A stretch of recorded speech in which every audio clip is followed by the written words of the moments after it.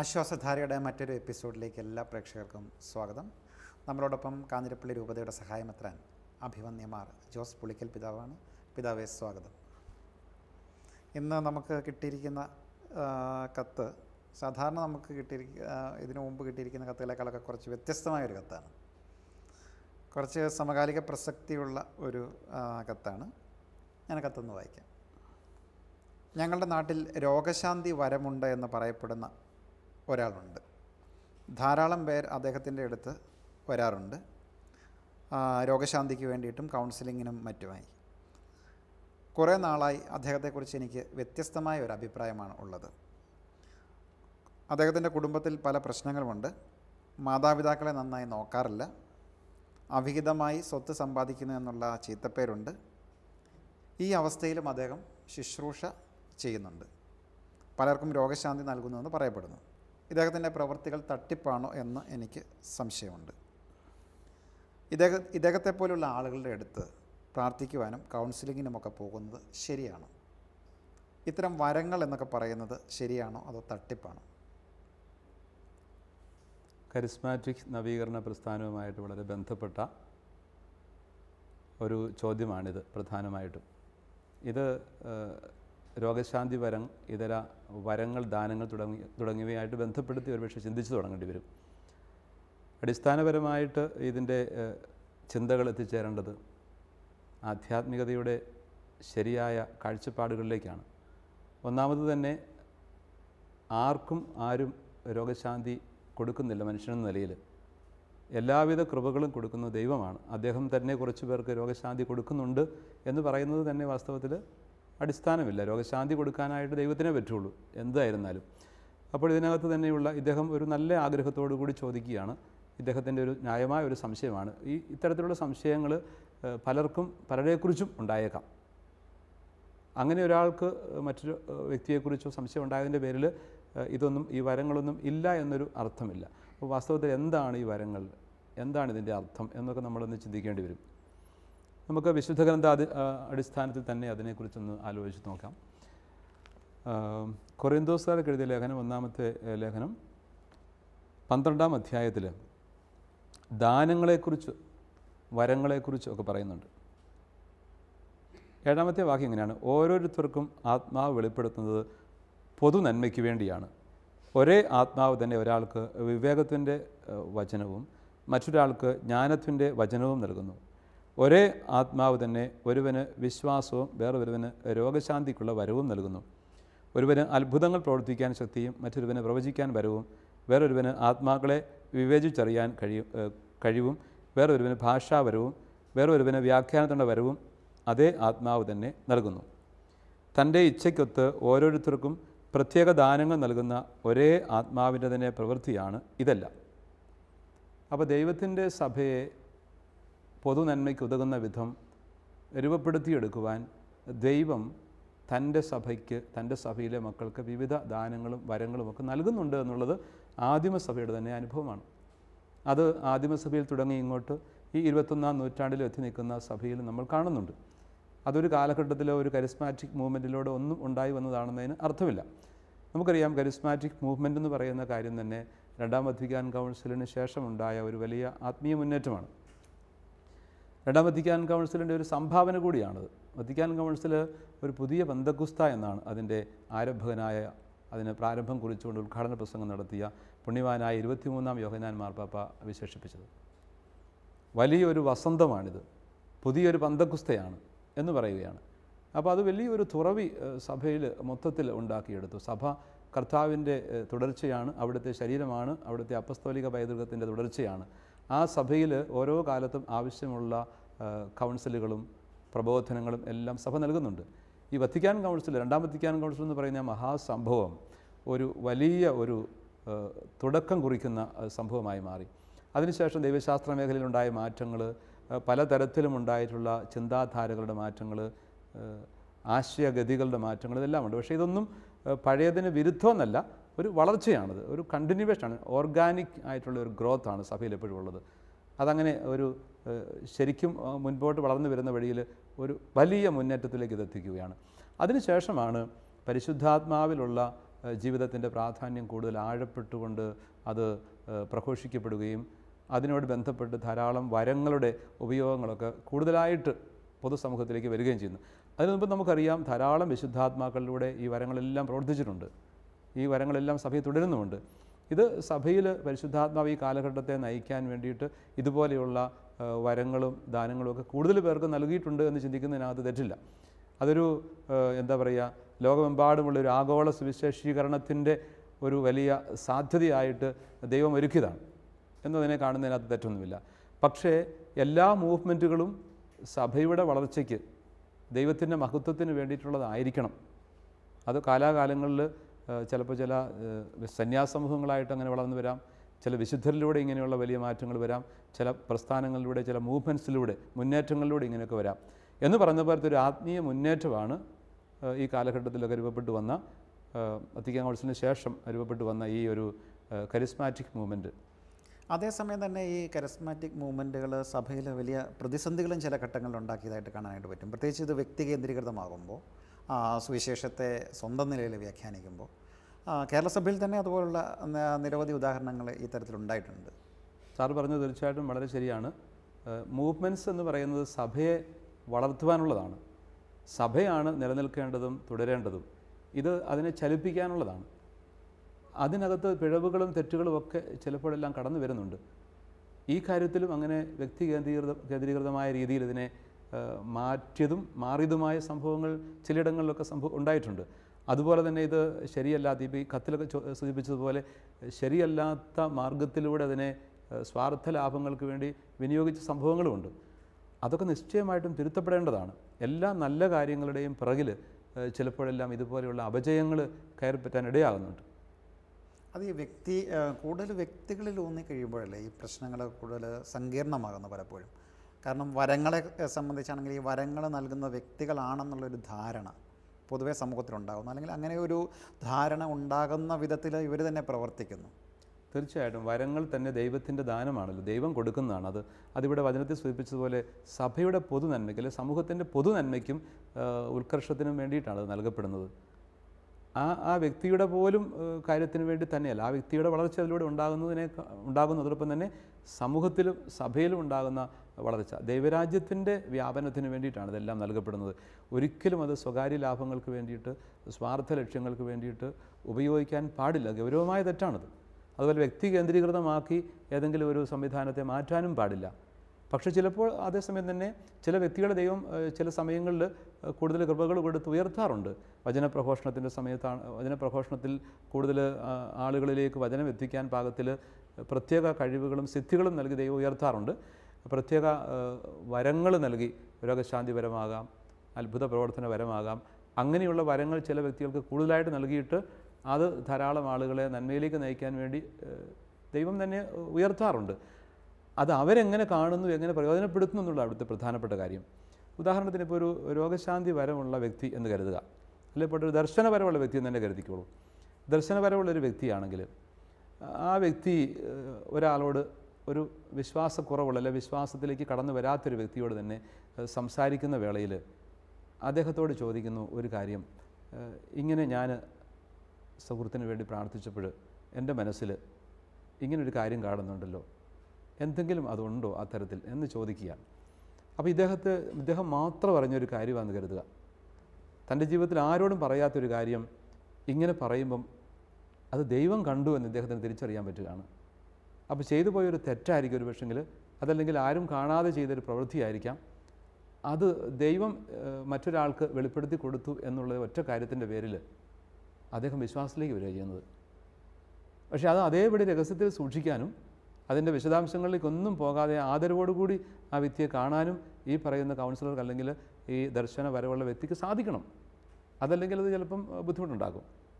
ഞാൻ ഓർക്കുന്നു, ഒരിക്കലൊരു വ്യക്തി ഒന്ന് പറഞ്ഞ കാര്യം, മറ്റൊരാളുടെ അടുത്ത് ഒന്ന് പ്രാർത്ഥിക്കാനായിട്ട് ചെന്ന സമയത്ത് ഒരു വൈദികൻ്റെ അടുത്ത്, അപ്പോൾ അച്ഛന് ഈ വ്യക്തിക്ക് വേണ്ടി പ്രാർത്ഥിച്ചിട്ട് ഒരു ചെറിയ കാര്യം ഇദ്ദേഹത്തിൻ്റെ ജീവിതത്തിൽ സങ്കടം അനുഭവിച്ചൊരു സാഹചര്യം പറഞ്ഞിട്ട് ഒത്തിരി വേദനിച്ചു. ഈശോ അത് കാണുന്നുണ്ടായിരുന്നു, ആ സമയത്തെല്ലാം ഈശോ കൂടെ നിൽക്കുന്നുണ്ടായിരുന്നു എന്ന് പറയുകയാണ്. ആ ഒരു വലിയ വിശ്വാസമുള്ള ആൾ തന്നെയാണ് ഈ ചെന്നിരിക്കുന്നത്. ആ വ്യക്തി ആ സമയത്ത് അതിനുശേഷം ചിന്തിക്കുകയാണ്, എൻ്റെ ദൈവമേ, എൻ്റെ കർത്താവ് എന്നെ എൻ്റെ ഈ വേദനയിൽ അടുത്ത് നിന്നുകൊണ്ട് സ്നേഹിക്കുന്നുണ്ടായിരുന്നു, എന്നെ അതുപോലെ കരുതുന്നുണ്ടായിരുന്നു. കർത്താവ് അത് ഓർത്തിരിപ്പുണ്ടല്ലോ. വർഷങ്ങൾക്ക് മുമ്പ് കർത്താവ് അത് കണ്ട കാര്യം ഇപ്പോൾ വേറെ ആളോട് എന്നോട് പറഞ്ഞില്ല. എന്തൊരു സ്നേഹമാണ് എന്നോട് ദൈവത്തിന്, എൻ്റെ കർത്താവിൻ്റെ സ്നേഹം അത്ര വലുതല്ലേ. അപ്പോൾ ആ വ്യക്തി ആത്മീയമായിട്ട് അതിലൂടെ ഒന്ന് വളരാനൊരു സാഹചര്യം ഒരുക്കുകയാണ്. അപ്പോൾ ഇങ്ങനെയൊക്കെ ദർശനങ്ങളിലൂടെ ആളുകളെ ആത്മീയമായിട്ട് വളർത്താനായിട്ട് സാധിക്കും. ചില ആളുകളെ മാനസാന്തരത്തിലേക്ക് നയിക്കാനായിട്ട് സാധിക്കും. അയാളുടെ പാപാവസ്ഥകളിലേക്ക് അയാളെ തിരിച്ച് നടത്താനായിട്ട് പറ്റും. എന്നിട്ട് അനുദപിച്ച് കുമ്പസാരിച്ച് ഒരു പൊതുജീവിതത്തിലേക്ക് കടന്നു വരാനായിട്ട് പറ്റും. അങ്ങനെ ധാരാളമായിട്ട് സംഭവിക്കുന്നുണ്ട്. ഈ രോഗശാന്തി എന്ന് പറയുന്നത് ഒരു അടയാളമാണ്. അത്ഭുതങ്ങൾ തന്നെ അടയാളങ്ങളാണ്. യോഹന്നാൻ്റെ സുവിശേഷത്തിൽ മനോഹരമായിട്ടത് പറയും. അത്ഭുതങ്ങൾ അതിൽ തന്നെ പ്രസക്തമൊന്നുമല്ല, അത് കേവലം അടയാളമാണ്. ഈശോ പ്രവർത്തിച്ച അത്ഭുതങ്ങളെ അടയാളങ്ങളെന്ന് യോഹന്നാൻ സുവിശേഷകൻ വിളിക്കുന്ന ആ അർത്ഥത്തിലാണത്. ദൈവരാജ്യം സമാഗതമായിരിക്കുന്നു, കർത്താവ് സന്നിഹിതനായിരിക്കുന്നു, അനുദപിച്ച് സുവിശേഷത്തിൽ വിശ്വസിക്കുക എന്നുള്ളതിൻ്റെ അടയാളമാണ് അത്ഭുതങ്ങൾ ഓരോന്നും. അപ്പം ആ പ്രസക്തി അതിന് കൊടുക്കാവുള്ളൂ. അത്ഭുതങ്ങളെ പെരുപ്പിച്ച് കാണിച്ച് വലിയ സംഭവങ്ങളാക്കി മാറ്റി ആളുകളെ അതിലേക്ക് അടുപ്പിക്കുകയും അങ്ങനെ എന്തെങ്കിലും തരത്തിൽ തന്നെ വളരണം, മറ്റെന്തെങ്കിലും സമ്പാദിക്കണം എന്ന് വിചാരിച്ചു കഴിഞ്ഞാൽ അതിൻ്റെ ലക്ഷ്യം തെറ്റുന്നുണ്ട്. അത് നല്ല രീതിയിലൊക്കെ ചിലപ്പോൾ തുടങ്ങിയിട്ട് ചുരുക്കം ചില ആളുകളൊക്കെ അങ്ങനെ വഴിതെറ്റി പോകുന്നുമുണ്ട്. ഒരുപക്ഷെ അങ്ങനെ വഴിതെറ്റിപ്പോയൊരു കേസായിരിക്കാം ഇവിടെ ഇദ്ദേഹം നമ്മളോട് ഈ കത്തിലൂടെ സൂചിപ്പിച്ചത്. ഈ ഒരു പ്രത്യേക സാഹചര്യത്തിൽ നമ്മൾ മനസ്സിലാക്കേണ്ട ഒരു കാര്യം, വരങ്ങൾ അദ്ദേഹത്തിന് ഉണ്ടായിരുന്നു എന്ന് തന്നെ അങ്ങ് വിശ്വസിക്കുക. ദൈവം അദ്ദേഹത്തിന് രോഗശാന്തി വരം കൊടുത്തിരുന്നിരിക്കാം. അതുകൊണ്ടായിരിക്കുമല്ലോ കുറേ പേർക്കെങ്കിലും ആ കൃപ കിട്ടിയത്. പക്ഷേ ഈ വരങ്ങൾക്ക് എന്താണ് സ്ഥാനമെന്ന് വചനം തന്നെ പറയും. ഈ വരങ്ങളെക്കുറിച്ചൊക്കെ കൊരിന്ത്യർ ലേഖനം 12-ാം അധ്യായത്തിൽ പറഞ്ഞതിന് ശേഷം സഭയിലെ അതിൻ്റെ പ്രാധാന്യത്തെക്കുറിച്ചൊക്കെ പറയുന്നത് ഇങ്ങനെയാണ്. 27-ാമത്തെ വാക്യം, നിങ്ങൾ ക്രിസ്തുവിൻ്റെ ശരീരവും ഓരോരുത്തരും അതിലെ അവയവങ്ങളുമാണ്. ദൈവം സഭയിൽ ഒന്നാമത് അപ്പസ്തോലന്മാരെയും രണ്ടാമത് പ്രവാചകന്മാരെയും മൂന്നാമത് പ്രബോധകരെയും തുടർന്ന് അത്ഭുത പ്രവർത്തക രോഗശാന്തി നൽകുന്നവർ സഹായകർ ഭരണകർത്താക്കൾ എന്നിവരെയും നിയമിച്ചു. അപ്പോൾ ഇതിൻ്റെ ഒരു പ്രയോറിറ്റി പോലെ അവിടെ കൃത്യമായിട്ട് കാണിക്കുന്നുണ്ട്. അപ്പസ്തോലന്മാരാണ് പ്രധാനപ്പെട്ടവർ, അവർ അത്ഭുതങ്ങൾ പ്രവർത്തിക്കണം നിർബന്ധമൊന്നുമില്ല. അതുപോലെ പ്രവാചകന്മാരും പ്രബോധകരുമാണ് സഭയിൽ കൂടുതൽ പ്രധാനപ്പെട്ടതെന്ന് അതിൻ്റെ സ്ഥാനനിർണയങ്ങളിൽ പോലും ഇവിടെ വ്യക്തമായിട്ട് പറയുന്നുണ്ട്. അപ്പസ്തോലിക പൈതൃകം മെത്രാന്മാരിലൂടെയൊക്കെ സഭയിൽ തുടരുകയാണ് നമുക്കറിയാം 21 നൂറ്റാണ്ടുകളായിട്ട്. അപ്പോൾ ആ പൈതൃകത്തോട് ചേർന്ന് നിന്നുകൊണ്ടായിരിക്കണം എപ്പോഴും പ്രബോധനങ്ങൾ സ്വീകരിക്കേണ്ടതും വളരേണ്ടതും ആത്മീയതയിൽ ജീവിക്കേണ്ടതും എല്ലാം എന്ന് സഭയുടെ അടിസ്ഥാന ദർശനം തന്നെ പൗലോസ് അടയാളപ്പെടുത്തുകയാണ്. എന്നിട്ടും വീണ്ടും ഒരു കാര്യം പറയുന്നുണ്ട്. ഇങ്ങനെ വരങ്ങളെക്കുറിച്ചൊക്കെ പറഞ്ഞതിന് ശേഷം പൗലോസ് പറയുന്നൊരു കാര്യമുണ്ട്. എന്നാൽ ഉത്കൃഷ്ട ദാനങ്ങൾക്ക് വേണ്ടി തീക്ഷ്ണമായി അഭിലഷിക്കുവിൻ, ഉത്തമമായ മാർഗം ഞാൻ നിങ്ങൾക്ക് കാണിച്ചു തരാം. ഈ വരങ്ങളെക്കുറിച്ചും ദാനങ്ങളെക്കുറിച്ചും പറഞ്ഞതിന് ശേഷം ഉത്കൃഷ്ടമായ ദാനങ്ങൾക്ക് വേണ്ടി നിങ്ങൾ ആഗ്രഹിക്കണം, ഉത്തമമായ മാർഗം ഞാൻ കാണിച്ചു തരാമെന്ന് പറഞ്ഞിട്ട് 13-ാമത്തെ അധ്യായം സ്നേഹത്തെക്കുറിച്ചാണ് പറയുന്നത്. അതൊരു ഗീതം തന്നെയാണത്. ഞാൻ മനുഷ്യരുടെയും ദൈവദൂതന്മാരുടെയും ഭാഷകളിൽ സംസാരിച്ചാലും എനിക്ക് സ്നേഹമില്ലെങ്കിൽ ഞാൻ മുഴങ്ങുന്ന ചേങ്ങലയോ ചിലമ്പുന്ന കൈത്താളമോ ആണ്. എനിക്ക് പ്രവചനപരം ഉണ്ടായിരിക്കുകയും സകല രഹസ്യങ്ങളും ഞാൻ ഗ്രഹിക്കുകയും ചെയ്താലും സകല വിജ്ഞാനവും മലകളെ മാറ്റുന്നതൊക്കെ വിശ്വാസം എനിക്കുണ്ടെങ്കിലും സ്നേഹമില്ലെങ്കിൽ ഞാൻ ഒന്നുമല്ല. ഇങ്ങനെ അങ്ങോട്ട് പറയുന്നു. സ്നേഹം അതിൻ്റെ പ്രത്യേകതകളെക്കുറിച്ചെല്ലാം പറയുന്നു, നമുക്കറിവുള്ളതാണ്. അപ്പോൾ എല്ലാം ഉണ്ടെങ്കിലും സ്നേഹമില്ലെങ്കിൽ, പരിശുദ്ധാത്മാവിൻ്റെ ഫലങ്ങളില്ലെങ്കിൽ അവിടെ ഇതിനൊന്നും അർത്ഥമില്ല എന്നുള്ളതാണ് ഇതിൻ്റെ കാര്യം. അപ്പോൾ നമ്മളിവിടെ കണ്ട ഈ വ്യക്തിയുടെ ജീവിതത്തിൽ ഇവിടെ കാണിച്ചു തന്ന ആ ഒരു രോഗശാന്തി പരമുള്ള വ്യക്തി എന്ന് പറയുന്ന ആളുടെ കാര്യത്തിൽ സ്നേഹത്തിൻ്റെ പ്രവൃത്തികളില്ല, പരിശുദ്ധാത്മാവിൻ്റെ ഫലങ്ങൾ ഇപ്പോൾ പ്രകടമാകുന്നില്ല. അതാണ് പരമമായ ദാനമെന്നാണ് പറയുകയും ചെയ്യുന്നത്. അതെ, അത് വളരെ വ്യക്തമാണ്. അപ്പോൾ സ്നേഹവും പരിശുദ്ധാത്മാവിൻ്റെ ഫലങ്ങളും വളരെ പ്രധാനപ്പെട്ടത്. പരിശുദ്ധാത്മാവിൻ്റെ ദാനങ്ങളും വരങ്ങളും എന്നതിനേക്കാൾ പ്രധാനപ്പെട്ടത് പരിശുദ്ധാത്മാവിൻ്റെ ഫലങ്ങളാണ്. പരിശുദ്ധാത്മാവിൻ്റെ ദാനങ്ങൾ, ജ്ഞാനം, ബുദ്ധി, അറിവ്, ഇതെല്ലാം നമുക്കറിയാം, അതെല്ലാം മഹത്തരമാണ്. പക്ഷേ ഫലങ്ങളെന്ന് പറഞ്ഞാൽ എന്താണ്? ഗലാത്യ ലേഖനം 5-ാം അധ്യായത്തിലൊക്കെ പറയുന്ന സ്നേഹം, ആനന്ദം, ദയ, നന്മ, വിശ്വസ്തത, സൗമ്യത, ഇങ്ങനെ അങ്ങോട്ട് പോകുന്ന ഈ ഫലങ്ങളുണ്ട്. ഇതാണ് വാസ്തവത്തിൽ ഒരു ക്രൈസ്തവ ജീവിതത്തിൻ്റെ ഒരു യഥാർത്ഥ അർത്ഥം വ്യക്തമാക്കുന്നത്. ആധ്യാത്മികത പ്രകടമാക്കുന്നത് ഈ ഫലങ്ങളിലൂടെയാണ്. അപ്പോൾ ഈ ഫലങ്ങൾ ജീവിതത്തിൽ ഇല്ല വന്നു കഴിഞ്ഞാൽ പിന്നെ ആ വരങ്ങളൊന്നും പ്രയോജനമില്ലാത്തതായിട്ട് മാറുകയാണ്. ഈ ഫലങ്ങളിൽ ആ വ്യക്തിയും മറ്റുള്ളവരും വളരാൻ വേണ്ടിയിട്ടാണ് വരങ്ങൾ നൽകപ്പെട്ടിരിക്കുന്നത്.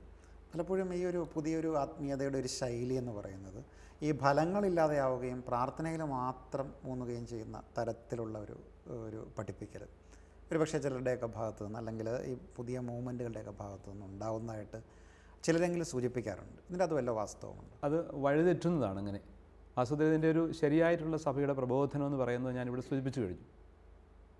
സഭയുടെ വിശ്വാസ പൈതൃകത്തോട് ചേർന്ന് നിന്നുകൊണ്ട് പരിശുദ്ധ കുർബാനയിലും കൂദാശകളിലും കേന്ദ്രീകരിച്ചുകൊണ്ട് വചന അധിഷ്ഠിതമായിട്ട് സഭയുടെ വിശ്വാസത്തിൻ്റെ ഭാഗമായി വളരണം, സഭയോട് ചേർന്ന് വളരണം, സഭയിലൂടെ വളരണം. അതാണ് വാസ്തവത്തിൽ ശരിയായിട്ടുള്ള ആധ്യാത്മിക വളർച്ച എന്ന് പറയുന്നത്. അവിടെ പുറപ്പെടുന്നത് ഫലങ്ങളായിരിക്കും. ആ ഫലങ്ങൾ പുറപ്പെടാൻ വേണ്ടിയിട്ട് സഹായകമായിട്ട് ശുശ്രൂഷകർക്ക് വരങ്ങൾ അല്ലെങ്കിൽ ഇങ്ങനെയുള്ള പ്രത്യേക കൃപകൾ ദൈവം തരും. ആ കൃപകൾ അവരെ കൂടുതൽ ഭാഷാപരമുള്ള വ്യക്തിക്ക് പ്രാർത്ഥിക്കാനായിട്ട് കൂടുതൽ കൃപ കിട്ടുന്നുണ്ട്. അല്ലെങ്കിൽ അങ്ങനെ പ്രാർത്ഥനയുടെ തന്നെ വരമാണത്, കൂടുതൽ പ്രാർത്ഥിക്കാനുള്ളൊരു പ്രചോദനം അവിടെ കിട്ടുന്നു. അങ്ങനെയൊക്കെ ആളുകൾക്ക് നന്മ ചെയ്യാനും അതിലൂടെ വളരാനും വേണ്ടി, അതിലൂടെ ഫലം സമൃദ്ധമാകാൻ വേണ്ടിയിട്ട്, സഭയിൽ സമൃദ്ധമായ ഒരു ഫലം ഉണ്ടാകാൻ വേണ്ടിയിട്ട് ഈ വരങ്ങളെല്ലാം നൽകപ്പെടുകയാണ്. അത് ശരിയാവണ്ണം പോകുന്നില്ല. വരങ്ങളിലേക്കാണ്, അല്ലെങ്കിൽ രോഗശാന്തിയിലേക്കോ അത്ഭുതങ്ങളിലേക്കോ ആണ് ആളുകളെ വഴിതിരിച്ചു വിടുന്നെങ്കിൽ അത് തീർച്ചയായിട്ടും തിരുത്തപ്പെടേണ്ടതാണ്. ചിലപ്പോഴെങ്കിലും ചില അനാവശ്യമായിട്ടുള്ള പബ്ലിസിറ്റികൾ നമ്മൾ കാണും. വെറുതെ ഒരുപാട് പബ്ലിസിറ്റി കൊടുത്ത് അവിടെ പ്രധാനപ്പെട്ട രോഗശാന്തി ശുശ്രൂഷ എന്നായിരിക്കും പറഞ്ഞേക്കുന്നത്. ആ രോഗശാന്തി എന്ന് കേട്ടിട്ട് ആളുകൾ വരണം അതിന് വേണ്ടിയിട്ടാണ്. അങ്ങനെ അമിതമായ പബ്ലിസിറ്റിയൊക്കെ കൊടുക്കുന്നതൊന്നും അത്ര ശരിയല്ല. അതൊക്കെ ആളുകളുടെ ചിന്തകളിൽ വഴിപ്പിഴവുകൾ ഉണ്ടാകാൻ കാരണമാകും. ഈ ഈശോയുടെ അടുത്തെത്തിയവർ അപ്പം തിന്നാൻ വേണ്ടിയിട്ടാണ് ആദ്യം ചെന്നത്. അപ്പം തിന്നാൻ വേണ്ടി വന്നു എങ്കിലും ഈശോ അവരെ ഒന്നും പറഞ്ഞു വിടുന്നില്ല. നിങ്ങളൊക്കെ നിങ്ങൾ അപ്പം വർദ്ധിപ്പിക്കുന്നത് കണ്ടിട്ട് വീണ്ടും നിങ്ങൾ എൻ്റെ അടുത്ത് എത്തിയിരിക്കുകയാണെന്നാണ് കർത്താവ് അവരെ ആദ്യം പറഞ്ഞ് തിരുത്തുന്നത്. എങ്കിലും കർത്താവ് അവരെ ശാസിക്കുകയോ പറഞ്ഞു വിടുകയോ ചെയ്യുന്നില്ല, അവർക്ക് വചനം കൊടുക്കുന്നുണ്ട്. അപ്പം വചനം സ്വീകരിക്കാൻ, അല്ലെങ്കിൽ കുർബാനാനുഭവത്തിൽ വളരാൻ, കുദാശാനുഭവത്തിൽ നന്നായിട്ട് പ്രാർത്ഥിച്ച് ഒരുങ്ങി കുമ്പസാരിച്ച് മാനസാന്തരാനുഭവത്തിലേക്ക് വരാനായിട്ട് ഒരു പ്രേരക ശക്തിയായിട്ട് ചിലപ്പോൾ ഇങ്ങനെയുള്ള അത്ഭുത രോഗശാന്തികളും അടയാളങ്ങളുമൊക്കെ ചിലപ്പോൾ നല്ലത് കാരണമാകുന്നുണ്ട്. അപ്പോൾ അവരെ അതിലേക്ക് കൊണ്ടുവരുന്നു. പക്ഷേ അവിടെ ഒതുങ്ങി നിൽക്കാൻ പാടില്ല, മറ്റൊന്നിലേക്ക് അത് ചൂണ്ട് നിൽക്കുകയാണ്. അവിടേക്ക് എത്തണം, ആധ്യാത്മികതയിലേക്ക് എത്തണം. അതിലേക്ക് വരാതെ പോകുന്നതാണ് തിരുത്തപ്പെടേണ്ടത്. അങ്ങനെയുള്ള തെറ്റായിട്ടുള്ള വ്യതിചലിപ്പിക്കുന്ന ശൈലികളും പ്രബോധനങ്ങളും ഉള്ളത് ചിലപ്പോൾ ചിലയിടങ്ങളിലൊക്കെ സാറ് പറഞ്ഞ പോലെ ഉണ്ടാകുന്നുണ്ട്. ധ്യാന കേന്ദ്രങ്ങളിലാകാം, വ്യക്തികളുടെ പ്രഭാഷണങ്ങളിലാകാം, അവരുടെ ചില പഠനങ്ങളിലാകാം, കൗൺസിലിങ്ങുകളിലാവാം, ചില ശുശ്രൂഷകളിലാവാം. ഇങ്ങനെയൊക്കെ ആളുകളെ തെറ്റിദ്ധരിപ്പിക്കുന്നുണ്ട്. അവരറിഞ്ഞും അറിയാതെയും അജ്ഞത കൊണ്ടുമൊക്കെ തെറ്റിദ്ധരിപ്പിക്കുന്നുണ്ട്. അത് തിരുത്തപ്പെടേണ്ടതാണ്. തീർച്ചയായിട്ടും ഇവിടെ ഇത്തരം സ്ഥലങ്ങളിലൊക്കെ വരുന്ന ആളുകളെ ജീവിതത്തിൽ എല്ലായിടത്തും ഉപേക്ഷിക്കപ്പെട്ടവർ, അങ്ങേയറ്റം തകർന്ന ആൾക്കാരാണ്. അപ്പം അവർക്ക് ശരിയായിട്ടുള്ള ഒരു ആധ്യാത്മിക ദർശനം നൽകേണ്ടത് തീർച്ചയായിട്ടും ഇത്തരം മൂവ്മെൻറ്റുകളുടെയും പ്രസ്ഥാനങ്ങളുടെയും അത്തരം സെൻറ്ററുകളുടെയൊക്കെ ഒരു പ്രധാനപ്പെട്ട കടമയല്ലേ?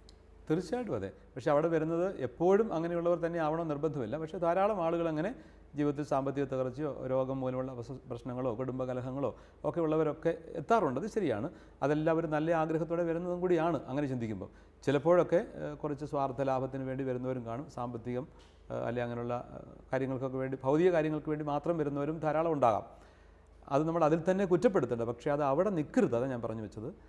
അവിടെ നിന്നും ശരിയായ ആധ്യാത്മികതയിലേക്ക് പരിശുദ്ധ കുർബാനയിൽ, കൂദാശകളിൽ, ദൈവവചനത്തിൽ ഒക്കെ കേന്ദ്രീകരിക്കുന്ന ഒരു അടിസ്ഥാനപരമായ സ്ഥായിയായ ആധ്യാത്മികതയിലേക്ക്, ഇടവക സമൂഹത്തോട് ചേർന്ന് പ്രവർത്തിക്കുന്ന ഒരു ആധ്യാത്മികതയിലേക്ക് അവരെ നയിക്കണം. ആദ്യം ഒരു പക്ഷെങ്കിൽ അവർക്ക് മനസ്സിലാവുകയില്ല. അവർക്ക് ലഭിക്കുന്ന രോഗശാന്തിയിലൂടെയോ ഒരു കുമ്പസാരത്തിലെ നല്ലൊരു മാനസാന്തരത്തിലൂടെയോ ഒക്കെ സാവധാനം അതിലേക്ക് വന്നിട്ട് നയിക്കണം അതിലേക്ക്. അതാണ് പ്രധാനപ്പെട്ട. അങ്ങനെ വഴി തെറ്റിച്ചു വിടാൻ പാടില്ല. വീണ്ടും ആ ഒരു ഇങ്ങനെ അപ്പം കിട്ടാനുള്ള ഒരു അവസരമായിട്ട് മാത്രം അതിനെ മാറ്റാൻ പാടില്ല. മറിച്ച് അപ്പം കിട്ടി, അപ്പത്തിൻ്റെ പുറകിൽ മറഞ്ഞിരിക്കുന്ന കർത്താവിനെ കണ്ടുമുട്ടാൻ കഴിയണം, അല്ലെ പരിശുദ്ധ കുർബാന കണ്ടുമുട്ടാൻ പറ്റണം. ആ അനുഭവത്തിലേക്ക് അവർ കടന്നു വരുമ്പോഴാണ് ശരിയായിട്ടുള്ള ദൈവാനുഭവത്തിലേക്ക് വരുന്നത്. ചിലപ്പോഴെങ്കിലും വലിയ പാപബോധം അല്ലെങ്കിൽ പാപത്തെക്കുറിച്ചിട്ടുള്ള വലിയ കുറ്റപ്പെടുത്തലുകൾ, മരണഭയം, ഇതൊക്കെ വെച്ചിട്ടുള്ള ഒരു ആത്മീയത, ഇത് ശരിയായ ഒരു ആത്മീയതയാണോ? പലപ്പോഴും പലർക്കും ചില മാനസികമായ വൈകല്യങ്ങളിലേക്ക് പോലും, അല്ലെങ്കിൽ അനാവശ്യമായ കുറ്റബോധത്തിലേക്കൊക്കെ പിൽക്കാലത്ത് പോയ അനുഭവങ്ങളും ഇത്തരം ചില സെൻറ്ററുകളിൽ പോയ ആളുകൾ. സാറിൻ്റെ നിരീക്ഷണങ്ങൾ ശരിയാണ്. അങ്ങനെയൊക്കെ ചില അപാകതകൾ വരുന്നുണ്ട്. ഒത്തിരി നന്മകൾ ഉണ്ടാകുന്നതിൻ്റെ ഇടയിൽ വരുന്ന ചില വളരെ ഗുരുതരമായ അപാകതകൾ തന്നെയാണത്. അത് വാസ്തവത്തിൽ തിരുത്തേണ്ടതാണ്. ഈ മനുഷ്യന് പാപബോധം നഷ്ടപ്പെട്ടൊരു തലമുറയ്ക്ക് വചനാധിഷ്ഠിതമായിട്ട് പാപത്തെക്കുറിച്ചും നീതിയെക്കുറിച്ചും ന്യായവിധിയെക്കുറിച്ചും ഉള്ള അറിവ് പരിശുദ്ധാത്മാവിലൂടെ നൽകപ്പെട്ടിട്ടുള്ളത് ഉറപ്പിക്കണം, അത് കൊടുക്കുകയും വേണം. പക്ഷേ അമിതമായ രീതിയിൽ കുറ്റബോധത്തിലേക്ക് നയിക്കുന്ന വിധം ഒരിക്കലും പറയാൻ പാടില്ല വചനം. അത് വസ്തുത ദൈവത്തിൻ്റെ കാരുണ്യവും സ്നേഹമാണ് പ്രഘോഷിക്കപ്പെടേണ്ടത്. ദൈവത്തിൻ്റെ കാരുണ്യം നമ്മുടെ എത്ര വലിയ പാപമാണെങ്കിലും ദൈവമാണല്ലോ പലയിടത്തും ഇത്തരം പ്രഘോഷണങ്ങളിൽ ആവർത്തിച്ചു വരുന്നത്, ശിക്ഷിക്കുന്ന ഒരു ദൈവം. എപ്പോഴും അങ്ങനെ ആവണമെന്നില്ല. ശിക്ഷിക്കുന്ന ദൈവത്തെക്കുറിച്ച് മാത്രം പറയുന്നത് ഒരിക്കലും ശരിയല്ല. ദൈവം സ്നേഹമാണ്, സത്താപരമായിട്ട് അവിടുന്ന് സ്നേഹമാണ്. ദൈവത്തിൻ്റെ കാരുണ്യവും അവിടുത്തെ കൃപകളുമാണ് പങ്കുവയ്ക്കപ്പെടേണ്ടത്. ദൈവത്തിൻ്റെ അനന്തമായ കരുണാർദ്രമായ സ്നേഹമാണ് പങ്കുവയ്ക്കപ്പെടേണ്ടത്. അപ്പം നമ്മുടെ പാപാവസ്ഥയെക്കുറിച്ചുള്ള ബോധം നമുക്ക് ഉണ്ടാകും. ദൈവം കാണുന്നുണ്ട് എൻ്റെ ജീവിതത്തിന് ചെറിയ പാപങ്ങൾ പോലും എന്ന തിരിച്ചറിവുണ്ടാവണം. പക്ഷെ അതവിടെ തളച്ചിടാൻ പാടില്ല. കുറ്റബോധത്തിലേക്കോ അതുമായി ബന്ധപ്പെട്ട മറ്റവസ്ഥകളിലേക്കോ പോകരുത്. എല്ലാം ക്ഷമിക്കുന്ന ദൈവം, എനിക്കൊരു ജീവിതം തിരിച്ചു തരുന്ന ദൈവം, ആ ദൈവത്തിലേക്കാണ് ഞാൻ കടന്നു വരേണ്ടത്. ആ ദൈവത്തിൻ്റെ സ്നേഹത്തിലേക്ക് എന്നെ എത്തിക്കണം. ആ ദൈവം എനിക്ക് വേണ്ടി ഒരുക്കിയിരിക്കുന്ന സഭയാകുന്ന വലിയ കൂട്ടായ്മയിലേക്ക് ഞാൻ കടന്നു വരണം. അതാണ് അവിടെ വേണ്ടത്. ഇനി ഇദ്ദേഹത്തിൻ്റെ കാര്യത്തിൽ നമ്മൾ ചിന്തിക്കുമ്പോൾ ഒരു സംശയം ഇവിടെ വന്നത്, ഇങ്ങനെയുള്ളതൊക്കെ തട്ടിപ്പാണോ? അത് ഞാൻ സൂചിപ്പിക്കുകയായിരുന്നു. അങ്ങനെ വരങ്ങളെ ഒരിക്കലും നമുക്ക് തട്ടിപ്പായിട്ട് കാണാൻ പാടില്ല. അതൊക്കെ ആദിമസഭ മുതലുള്ളതാണ്. പക്ഷേ ചില ആളുകളുടെ കാര്യത്തിൽ ഒരു പക്ഷെങ്കിൽ അത് അവരുടെ വ്യക്തി താല്പര്യങ്ങൾക്ക് വേണ്ടി അഭിനയിക്കുന്നതായിട്ട് കണ്ടേക്കാം. അത് നമ്മൾ തിരിച്ചറിയാനായിട്ട് സാധിക്കണം എന്നുള്ള പ്രധാനപ്പെട്ടത്. അത് നിലനിൽക്കുകയില്ല. പിന്നെ വരങ്ങൾ ദൈവം നൽകിയിരിക്കുന്ന വ്യക്തികൾ തന്നെ ഇപ്പോൾ ഈ എഴുത്തിൽ പറഞ്ഞിരുന്നത് പോലെ വ്യതിചലിക്കാനിടയാകാം. ഇപ്പം ഇദ്ദേഹത്തിൻ്റെ കാര്യത്തിൽ കുറേ നാളുകളായിട്ട് എനിക്കിപ്പോൾ എൻ്റെ അഭിപ്രായം മാറിയെന്നാണ് പറഞ്ഞത്. അപ്പോൾ ഇദ്ദേഹം ഒരു കാലത്ത് നന്നായിട്ട് ജീവിച്ചിരുന്ന ആളാണെന്നൊരു സൂചന അതിനകത്തുണ്ട്. പിന്നീട് അദ്ദേഹത്തിൻ്റെ ഏതെങ്കിലും സ്വാർത്ഥ ചിന്തകളോ വ്യക്തിപരമായ ചില മോഹങ്ങളോ ഒക്കെ അദ്ദേഹത്തെ അതിൽ നിന്ന് വ്യതിചലിപ്പിച്ചിട്ടുണ്ടാവും. അതുകൊണ്ട് അദ്ദേഹം സമ്പത്തിൽ ശ്രദ്ധിച്ചു, അല്ലെങ്കിൽ യഥാർത്ഥത്തിലുള്ള ദൈവത്തിൻ്റെ സാന്നിധ്യവും സ്നേഹവും വചനവും ഒന്നും ജീവിച്ചില്ല. അതുകൊണ്ട് വഴിപിടിച്ചു. അപ്പോഴും കർത്താവ് ചിലപ്പോൾ ആ വരങ്ങൾ തിരിച്ചെടുക്കണം. വരം ദൈവം കൊടുക്കുന്ന ഒരു ദാനമല്ലേ, അതുകൊണ്ട് അത് ദൈവം തിരിച്ച് എടുത്തിട്ടില്ല. പിന്നെയും ആ മനുഷ്യനെ കരുണയോടുകൂടി ഈ വരങ്ങൾ നൽകിയ മനുഷ്യൻ അത് നന്നായി പ്രയോജനപ്പെടുത്തി തൻ്റെ ജീവിതത്തെ വിശദീകരിക്കാനും മറ്റുള്ളവർക്ക് കൃപ ചെയ്യാനും ദൈവം അവസരം കൊടുത്തിരിക്കുകയാണ്. പക്ഷേ അത് ദുരുപയോഗിച്ച് കഴിഞ്ഞാൽ നിശ്ചയമായിട്ടും തമ്പുരാൻ്റെ മുമ്പിൽ അതിന് ഉത്തരവാദിത്വമുണ്ട്, കണക്ക് പറയേണ്ടതാണ്. ദൈവസന്നിധിയിൽ കൂടുതൽ ലഭിച്ചവർക്ക് കൂടുതൽ കണക്ക് പറയേണ്ടി വരും, അല്ലേ?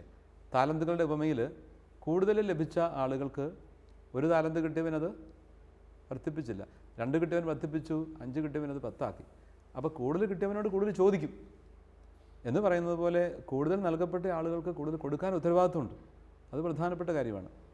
ഇത്തരം വ്യക്തികളിലേക്ക് ഒഴുകുന്ന ഒരു പണം ഇവരെ വ്യതിചലിപ്പിക്കാനായിട്ടൊരു പ്രധാനപ്പെട്ട കാരണമാവില്ലേ? അപ്പോൾ വിശ്വാസികൾ തന്നെ, ഇത്തരം മേഖലകളിൽ പോകുന്ന വിശ്വാസികൾ തന്നെ ഇത്തരക്കാർക്ക് കോൺട്രിബ്യൂഷനായിട്ടോ അല്ലാതെയൊക്കെ പണം കൊടുക്കുന്ന കാര്യത്തിൽ ഒരു ശ്രദ്ധ വെക്കേണ്ടതല്ലേ?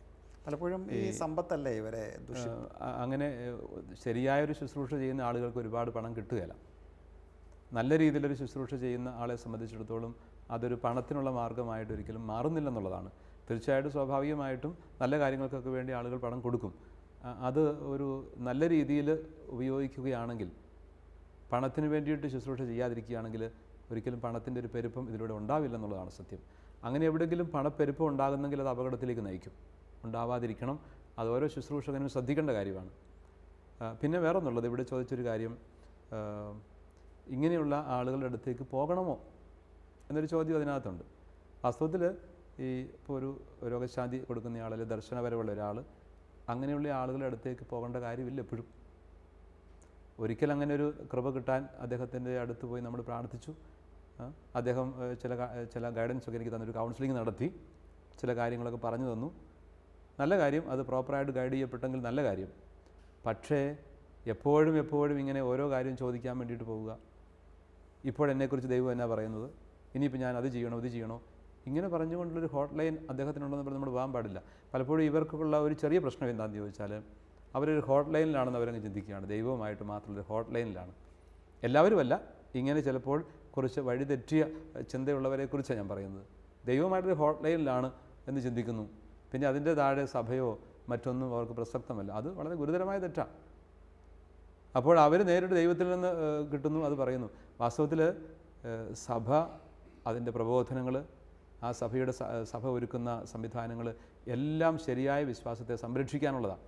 അപ്പോൾ എനിക്ക് കിട്ടുന്ന ഒരു പ്രചോദനം ദൈവത്തിൽ നിന്നുള്ളതാണോ ഇല്ലയോ എന്ന് തിരിച്ചറിയാൻ തന്നെ സഭയുടെ പ്രബോധനങ്ങളും സഭ നൽകിയിരിക്കുന്ന സാഹചര്യങ്ങളും സംവിധാനങ്ങളും ദൈവത്തിൻ്റെ വചനവും എല്ലാം പ്രയോജനപ്പെടുത്തണം. ദൈവവചനം, സഭാ പ്രബോധനങ്ങൾ, സഭയുടെ ഔദ്യോഗികമായിട്ടുള്ള പ്രമാണരേഖകൾ, സഭയുടെ വിശുദ്ധ പാരമ്പര്യങ്ങൾ, ഇതിൻ്റെ എല്ലാം വെളിച്ചത്തിൽ കിട്ടുന്ന പ്രചോദനങ്ങളെ അതിന് ചേരുന്നതാണോ അതിന് വിഘാതമാണോ എന്ന് തിരിച്ചറിഞ്ഞ് വിവേചിച്ചിട്ട് വേണം കൊടുക്കാനായിട്ട്. അല്ലാതെ എനിക്ക് കിട്ടുന്ന ഹോട്ട് ലൈനിൽ നിന്നുകൊണ്ട് ഞാൻ സംസാരിക്കുന്നത് പറയുന്നത് ശരിയല്ല. അത് വാസ്തവത്തിൽ ഇങ്ങനെയൊക്കെയുള്ള കൃപകളും വരകളും കിട്ടിയവർ വളരെ കാര്യമായിട്ട് ശ്രദ്ധിക്കേണ്ട ഒരു യാഥാർത്ഥ്യമാണ്. ഈ വിവേചനം വ്യക്തികൾക്ക് എന്നതിലുപരി പലപ്പോഴും രൂപതകൾ, സഭാ സംവിധാനങ്ങൾ ഇതുവരെയൊക്കെ മോണിറ്റർ ചെയ്യാനായിട്ട് ഉള്ള സംവിധാനങ്ങൾ ഉണ്ടാവേണ്ടതല്ലേ? തീർച്ചയായിട്ടും ഉണ്ടാവേണ്ടതുമാണ്. രൂപതയുടെ കീഴിൽ വരുന്ന ഒരു സ്ഥാപനമാണെങ്കിൽ, രൂപതയിൽ വർക്ക് ചെയ്യുന്ന ആളുകൾ ശുശ്രൂഷകരാണെങ്കിൽ അവരെ കൃത്യമായിട്ട് മോണിറ്റർ ചെയ്യാനായിട്ട് നമുക്ക് സാധിക്കണം.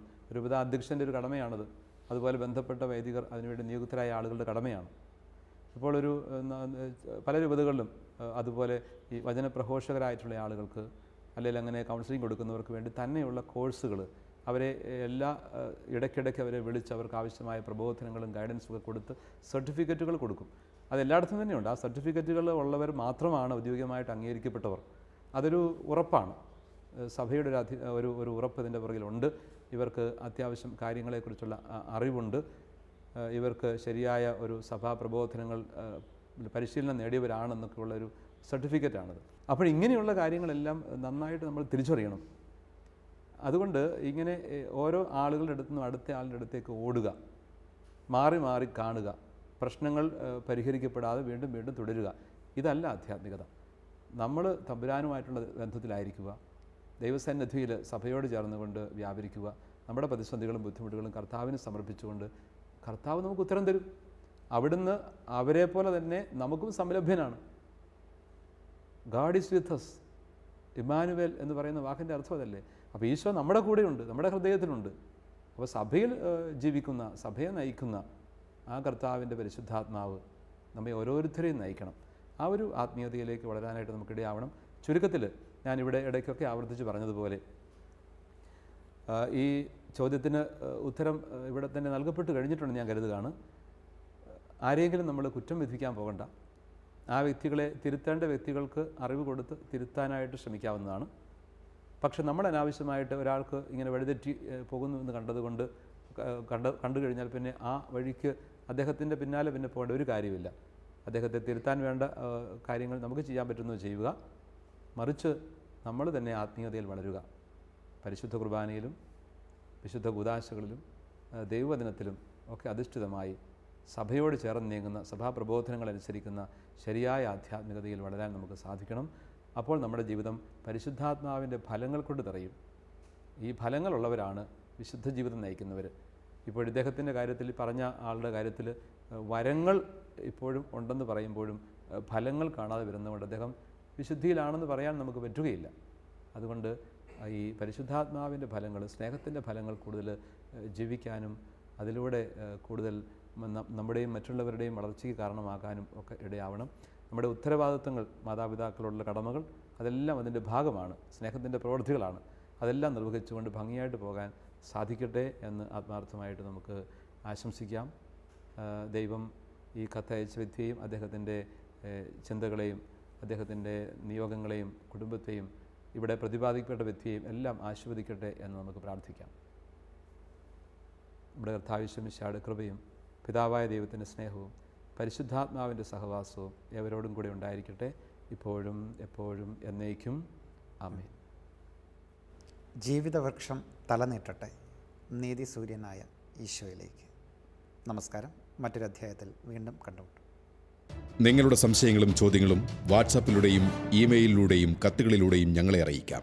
WhatsApp number 9605818881. Email ashwasadhara@shalomtelevision.com. കത്തുകൾ അയക്കേണ്ട വിലാസം: the producer, Aswasadhara, Shalom television, Peruvannamuzhi PO, Kozhikode 673528.